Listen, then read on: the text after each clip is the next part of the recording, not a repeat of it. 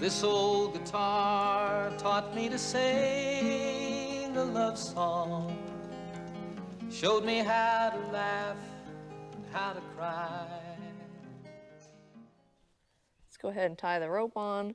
I do not recommend a latch. The only reason why I'm using a latch, I could probably transition into now and tie an actual rope on, but the main reason why I started it off as a latch was because less was better.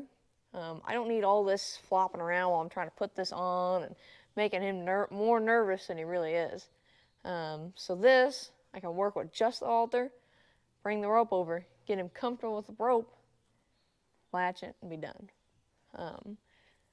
Now, since we're still doing it on a soft feel, that I don't necessarily have to use this. That should stay loose at all times. And he can feel this. He can feel that weight. So when I pick it up softly, he can start to feel that halter shift right here. And, that's his cue to, all right, we're going on. He has calmed down a lot since day one. I think I have not found a name yet. Get all this hair out. He's got that fine baby hair. And don't walk away. Is that scary, huh? I have been trying to get him used to me touching up here and then walk away. I can walk away this way. So it is good. So to get your horse's adrenaline going in a learning process, it is probably the best to just get them high, kind of like what I did. Get them high. Let that dopamine start kicking in. That feel-good drug. Once he comes back down, that is where they learn. The oh my gosh, and then they come back down. Oh my gosh, and then they come back down. There he goes. And what you do after so many times, that threshold of the adrenaline gets bigger and bigger and bigger. That way you can do more things and not reach that threshold. Right now, his threshold is really big, really itty bitty, so we have to expand his threshold. That's what all this is. So if you met him day one, when I went to go see him at the property, I didn't even get into the gate, and he was like crawling out. And I was like, oh my goodness. He was scared, super scared. And so, I had to get in there. I threw a rope on him. I'll probably post that video. It's not the best quality. It was like 25-mile-an-hour winds out there. Not good. But he was super, super scared.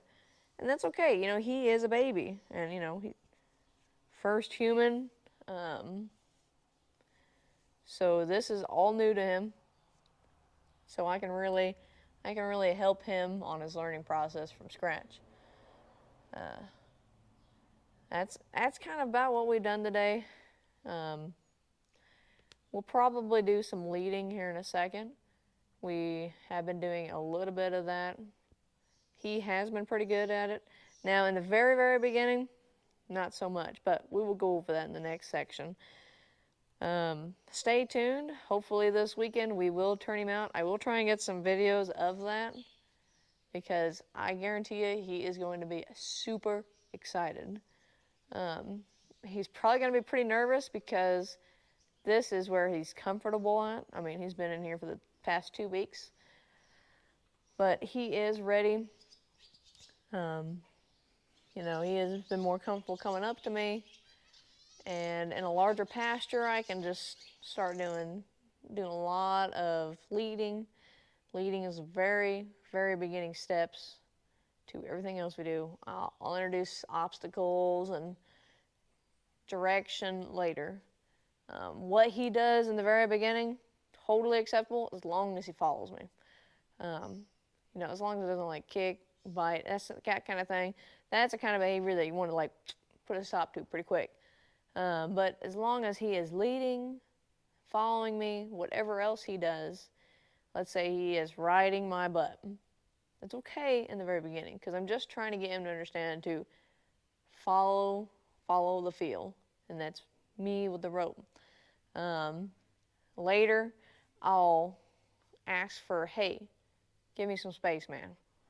But that's not, you don't want to do too much in the very beginning, because too much is too overwhelming and they won't understand it, because, I mean, he's just learning to lead. If I taught him, hey, you stay in the very back, well, that's probably going to like put a strain on our lead, and he's probably not going to want to come. He's probably going to be like, well, you want me to be back here, so I'll just stay back here. And so him to feel confident in me and follow me is the very best steps. We have been working a little bit with his feet, but not a whole lot. I am in a rush to get the farrier out here, but I am patient because we're not that bad yet. I don't know. But, I mean, just from the looks of it and, you know, what I feed him, you know, this ground's a little bit moist, but, I mean, he's been in a stall for 2 weeks, so you get what you get. And so hopefully we'll get the farrier out. That's for a later chapter, because we'll start the feed a little bit differently, depending on where his level's at. But I do appreciate you guys coming out. We will see you here in the next section. It'll probably be leading. I appreciate everybody.